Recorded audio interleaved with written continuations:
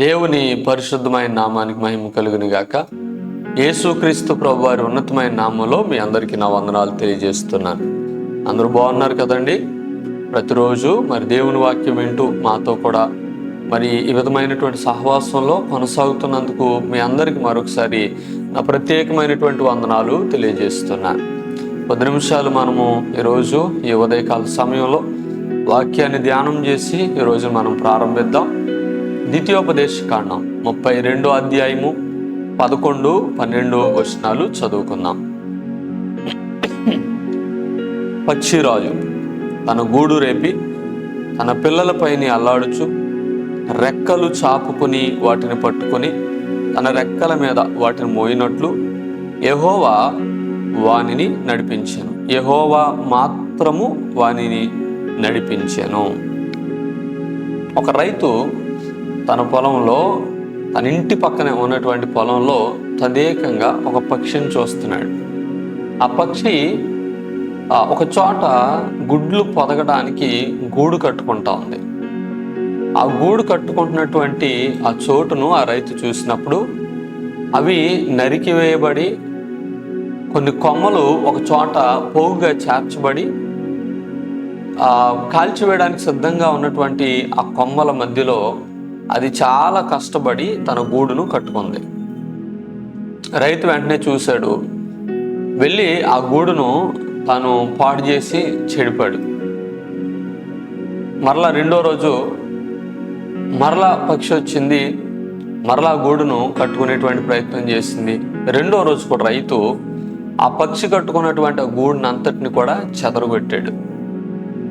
ఈసారి పక్షి 3వ రోజు ఆ పక్కనే ఉన్నటువంటి అతని ఇంటికి ఆనుకున్నటువంటి ఒక చెట్టును చూసుకుని ఆ చెట్టు మీద ఆ గూడును కట్టుకుంది. ఈసారి ఆ రైతు ఆ గూడును ఆ పక్షిని చూసి నవ్వుతూ దాన్ని చెదరగొట్టేటువంటి ప్రయత్నం చేయలేదు.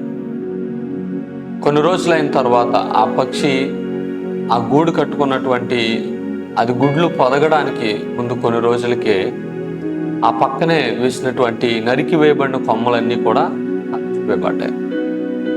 గమనించండి, నేను చాలా ప్రయాసతో కట్టుకున్నాను, ఎందుకు ఇలా అయిపోయింది? నేను చాలా కష్టపడ్డాను, ఎందుకు ఇలా నాశనం అయిపోయింది? నా ప్రయాస, నా కష్టం అంతా వ్యర్థమైపోతుందని చాలామంది వారి జీవితాల్లో జరిగేటువంటి కొన్ని విషయాలను బట్టి నిరాశ చెందుతూ ఉంటారు, బాధపడుతూ ఉంటారు. వాళ్ళు కట్టుకున్న సమస్తం కూడా కూలిపోయిందని వాళ్ళు ఎంతగానో వేదన పడేటువంటి వారిగా ఉంటారు.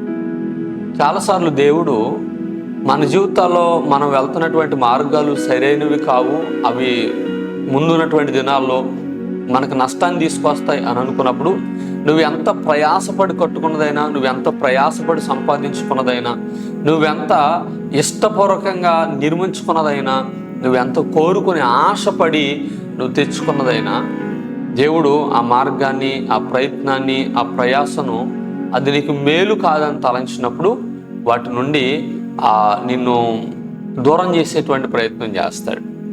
అది పెయిన్ఫుల్గా అనిపించవచ్చు, కానీ అది క్షేమకరమైనటువంటిది. చాలామంది ఈ విషయాన్ని అర్థం చేసుకోక వాళ్ళ జీవితాలు అస్తవ్యస్తమైపోయినాయేమో అని భ్రమపడుతూ ఉంటారు. వారు భవిష్యత్ దినాల్లో కలగబోయేటువంటి మేలును గ్రహించలేనటువంటి వారుగా ఉంటారు.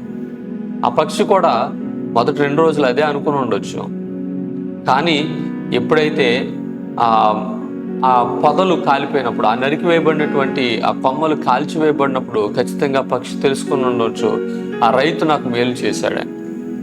అదే రీతిగా నీ విషయంలో దేవుడు చెల్లాచెదురు చేసినటువంటి కొన్ని పరిస్థితులు తర్వాత రోజుల్లో నువ్వు గమనించినప్పుడు అది నీ మేలు కొరకే చేశాడు. దాని గుండా నువ్వు వెళ్ళి ఆ సామ్రాజ్యాన్నో లేకపోతే ఆ నీ ఆలోచనో నీ కోరికను నువ్వు కట్టుకుని నెరవేర్చుకుని సంపాదించుకుని ఉంటే దానివల్ల నువ్వు ఎంత నష్టపోయేవాడువో, ఎంత నష్టపోయేదానివో నువ్వు తర్వాత గ్రహించడానికి అవకాశం ఉంటుంది, తెలుసుకుంటావు ఖచ్చితంగా. ఎందుకంటే దేవుడు సార్వభౌమ అధికారం కలిగినటువంటి వాడు.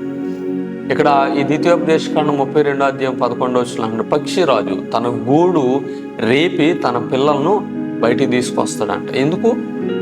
అక్కడ ఏదో ప్రమాదం పొంచి ఉంది. అయ్యో, మేము చాలా సేఫ్గా ఉన్నామే, ఈ గూడులో ఎందుకు మమ్మల్ని కదుపుతున్నారు అనే బిడ్డలు అనుకోవచ్చు, ఆ పిల్లలు అనుకోవచ్చు. కానీ ఆ పక్షిరాజుకు తెలుసు ఆ ప్రమాదం ఏంటో. అలాగే మనం దేవుని పిల్లలం, దేవునికి తెలుసు మన జీవితంలో జరగబోయేది ఏంటో.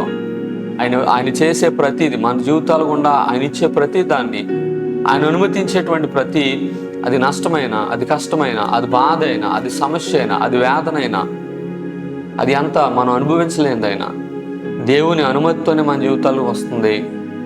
సమస్తమును మేలు కొరకే దేవుడు చేస్తున్నాడని గ్రహించుకుని మనం ముందుకు వెళ్ళాలి. మన సమస్తమును దేవుని సార్వభౌమాధికారానికి అప్పగించుకోవాలి.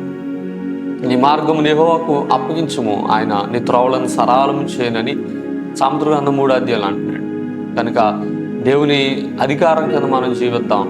ఆ దేవుడు అన్ని మేలు కొరకు జరిగించేవాడని నమ్ముదాం. దేవుల్లో గొప్పగా రాబోయే దినాల్లో ఆయన ఇచ్చేటువంటి మేలు పొందుకుందాం.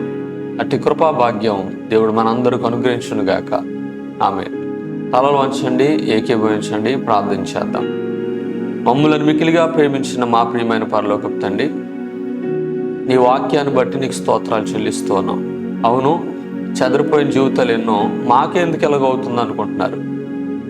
నలిగిపోయినటువంటి వారెందరో మేమే ఎందుకు ఇలాంటి పరిస్థితుల్లో ఉన్నాం అనుకుంటున్నారు. కొన్నిసార్లు దేవుడు ఎందుకు మమ్మల్ని ఇలా వదిలేశాడు అనుకునేవారు. ఆశలు చెదరి, ఆలోచనలు పాడై ఎంతోమంది తిరుగులాడుతున్నారు. ఆయన మీరు ఇచ్చినటువంటి వాక్యాన్ని బట్టి వందనాలు. ఈ వాక్యం చేత బలపరచండి, అనేక మందిని ఆదరించండి, ఈ కృపను వారికి తోడుగా ఉంచండి. రాబోయే దినాలు మేలు చేసే దేవుడు అని, కీడు వెనక మేలు దాచి ఉంచే దేవుడు అని నమ్మిని అందు ముందుకు సాగడానికి సహాయం దయచేయమని, ఈ వాక్యం చేతని బిడ్డలను బలపరిచి ప్రతి కుటుంబాన్ని మీరు ఆశీర్వదించమని, సన్ రైజ్ విత్ స్క్రిప్చర్స్ అనేటువంటి కార్యక్రమం ఈ బిడ్డలకు దీవెనకరంగా ముంచుతున్నందుకు స్తోత్రాలు చెల్లిస్తూ యేసుక్రీస్తు ప్రభువారి నామంలోనే ప్రార్థించి అడిగి వేడుకుంటున్నాము తండ్రి. ఆమేన్. ఇంతవరకు వాక్యమైన మీ అందరినీ దేవుడు దీవించి ఆశీర్వదించునుగాక. ఆమేన్. వందనాలు.